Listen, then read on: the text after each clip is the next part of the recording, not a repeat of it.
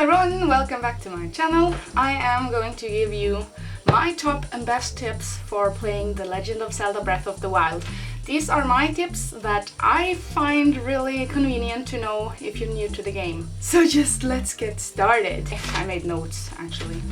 The first The Legend of Zelda Breath of the Wild tip that I want to give you guys is that you can hold flint and wood together and drop it on the ground and use a sword to light a campfire at any time. If the weather is raining and stormy, you can still do it, and you can sit by the fire and wait until morning, noon or night. I find this really convenient, and I didn't find this out until like really recently. I have to say, I am playing this game on the Switch and I am loving this game so far. It is probably, like I have already said on this channel, it is my all-time favorite game so far, I think. So it's definitely my favorite Zelda game to this day.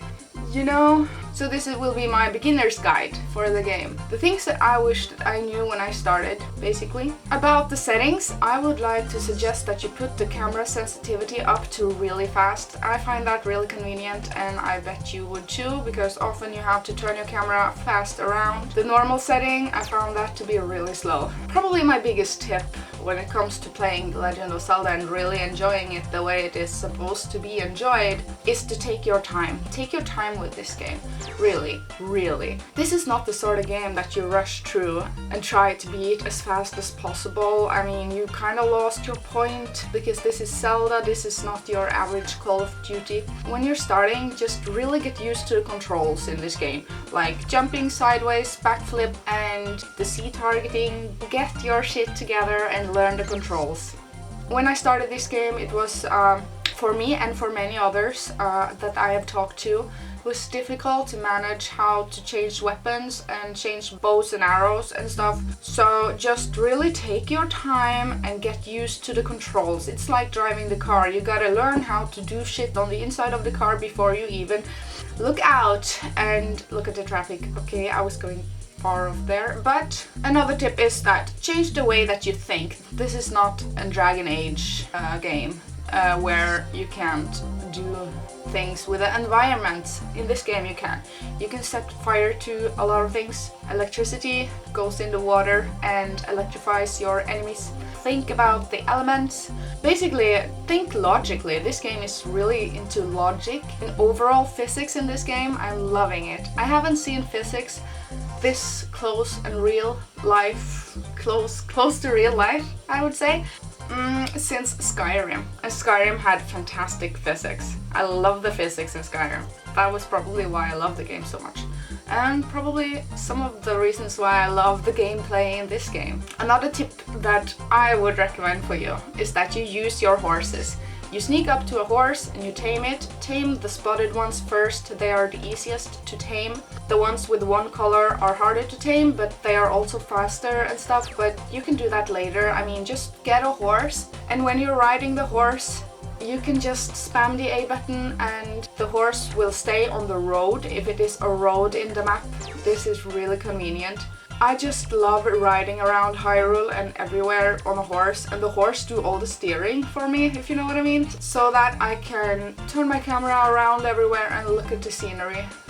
Avoid guardians at all costs in the beginning of the game. I am serious, you cannot kill that shit in the beginning of the game. You have to wait a bit and just like when you hear the music, the dramatic piano, and you see the red dot is following you, just get the fuck out. Listen to what everyone is saying, because there are hints and tips and tricks within this game. You don't even need to watch this video, because a lot of these things are already said in the loading screens, and that is another thing. You should read all the loading screens texts and just listen to what everyone is saying. Basically, like if a lady says that something is up in the mountain and some crazy shit is going on, you better go and explore what she's all about. I mean, that was an example, but you get what I'm saying. Look for Koroks. Koroks are hidden everywhere in this game, and this is what I find myself doing a lot of the time. Just exploring and looking for random shit. It can be like rock formations, just anything that looks like sorta out of place, just explore it. I mean, think outside the box for a minute and see if it works. Use your items, just use your imagination with solving a lot of puzzles. I wish I knew this tip before. and that is don't sell your ancient stuff. Ancient gears, ancient spring, all of the things that is called ancient. Don't fucking sell that shit. I did, and I regret that. The Guardians drop these kinds of things, and you can farm them later on when you are able to kill Guardians. But in the beginning, you can loot them from dead Guardians. Just don't sell them. I did, and that was a big mistake, kind of. If you want to make money in this game, sell cooked food, cooked meals, and ores that you get with mining. Another tip that I would say is pretty good to do pretty early on in the game, it is explore and unlock the map. The map is everything. I use the map every time I'm like out and traveling. The names of the places in this world are pretty cool. If you're into Zelda, you will recognize a lot of them. So explore and unlock the map. You get the map unlocked by visiting all the really tall red towers across the world. So basically, don't rush the game, and by that I mean you don't really need to jump into the main quest and do only main quest shit all the time. You should do side quests as often as possible and just chill it. A lot of the game is actually doing the side quests as well.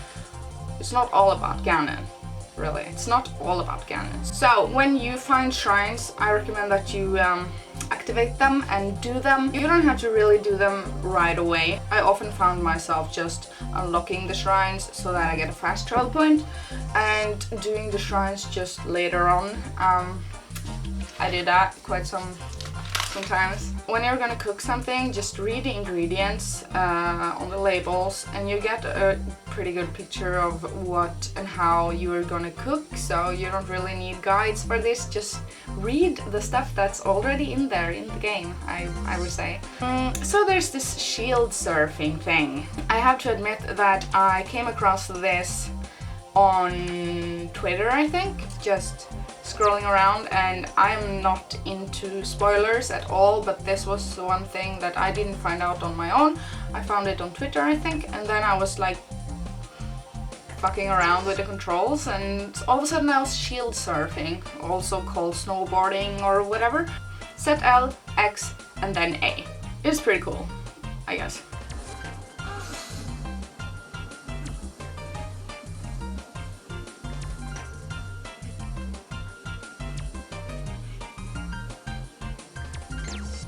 A big useful tip is that you gotta buy your arrows. Just do it. The most annoying thing is that you run out of arrows. I mean, there are great places where you can farm arrows, but I don't do that too often. I just buy arrows whenever I see them for sale. They're not really that expensive, so whatever. About the map, I would say use the stamp system. Stamp the places that you think look interesting. I use star for I'm going to go back there and explore more. When there are world bosses around, I use the little skull. If there is a treasure chest that I really want, I can use the treasure chest stamp. God. The most useful one is the mining stamps. I stamp the places that have a lot of good ores for mining. And the cork stamp, of course. A little bit later in the game, some of these tips will be useful for a little bit later in the game. There's this dude that is called Pikango, not Pikachu, but Pikango. He hangs around at the stables across entire Hyrule, and if you talk to this guy, he will help you out. Definitely. Look for that guy at all the stables and listen to what he is saying. He's helping you out with a lot of things that are important for your story and the overall feeling of the game, I guess. You can look for things underwater using Magnesis. I use this when I am trying to look for objects that can be moved. Often if you're like stuck somewhere, you can use Magnesis. My best money tip is that you do mining, you stamp them up with the best mining spots that you have found so far, and you use the sledgehammer. You can also use bombs, but the difficulty with using bombs is that the gems can fly away and stuff, so just use a sledgehammer. So mining and then selling all of the sapphires, rubies, diamonds, opals, and luminous stones. Actually save the luminous stones. Just save them. Sell all the other ores except flint. Keep flint and luminous ore. This is a tip that I found out all on my own when I was playing the other day, and that is you can shoot mountain mushrooms and make them fall down to you, so you don't really need to climb after them. So this was really useful, and there you go. A really good tip for me. The Hyrule Compendium. It is an album with pictures of everything. Well, that means you have to take pictures of everything. And I recommend this because you never know when you need to track something in the map. You can track the things that you have already taken pictures of. Not everything can be taken pictures of, but monsters, swords, and fruits, and fish, and stuff like that. About fishing, I recommend you just jump in and catch the fish by hand, but you could also use arrows to shoot the fish, and then it floats up really dead-like, but you use an arrow for that. You can do that. You can also throw a bomb in the water and fish that way. Another thing, you can fly using octoballoons on a raft. And I sucked at it, so I fell down. But I heard you can fly really far using this method, and you can also use it on a rock. The octoballoons, they're pretty cool to toy around with, so I'll be doing that a lot more. That was kind of my beginner's guide for The Legend of Zelda Breath of the Wild. It says in my banner that I'm releasing a video every Wednesday, but no one is even noticing when I'm slacking off from that point. But I got games donated for my channel. These games: Star Ocean Second Evolution for the PlayStation Portable. I don't have a PlayStation Portable. I'm going to find one on eBay, I think. I wanted a PlayStation Portable for quite some time, just for collecting purposes anyway, and for playing this game. Small discs and shit, it's kinda cute. PlayStation Portable is kinda cute.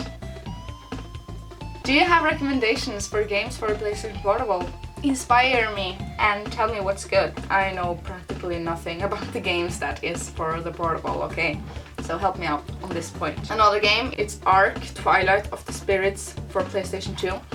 I don't know much about this game either, but I'm going to play it on my PlayStation 2. And it looks like the sort of game that is right up my alley. Is that how you say it? It's my cup of tea. This will be really interesting to try out, and maybe I will let you know what I think about it later on. I also got these two games. It's two Game Boy Color games. It is Deja Vu 1 and 2 and Alone in the Dark, The New Nightmare. So thank you, Lush, for sending this, and hello to you. Thank you so much for these games. If you are new to my channel, I recommend that you watch my channel tour that I made 1 week ago, I think. I am telling you about the videos that I would recommend to a new subscriber if you are new, and also for old subscribers that just haven't seen these videos, these particular videos before. It's what I would consider to be the best and most entertaining videos on my channel. So it's a channel tour. I can see that my phone is going.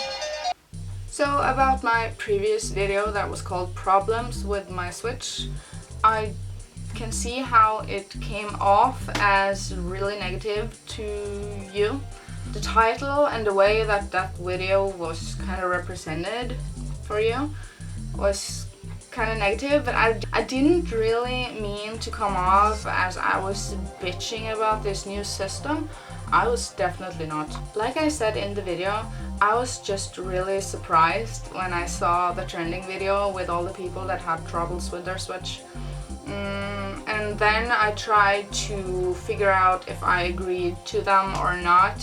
There were some problems that I could relate to, and there were other problems that I could definitely not relate to. So I have to say that I love my Switch. I am using it every single day, and I'm taking it with me a lot of the places that I go. So I am putting it into and out of the dock every day. It's just a wonderful machine that you can take with you when you're going to the cabin, for example, and you don't have a television there. It is a dream system, dream come true. and I have no real problems with this system. I really do not. But I just guess a lot of the comments in that video was just people don't usually watch the entire video before they post a comment. And I'm kind of guilty in that as well. Sometimes I am posting a comment before I've even watched the entire video.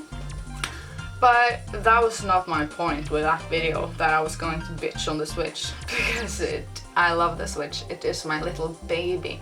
I'm taking it with me everywhere. Follow me on my Twitter and follow me on my Facebook page.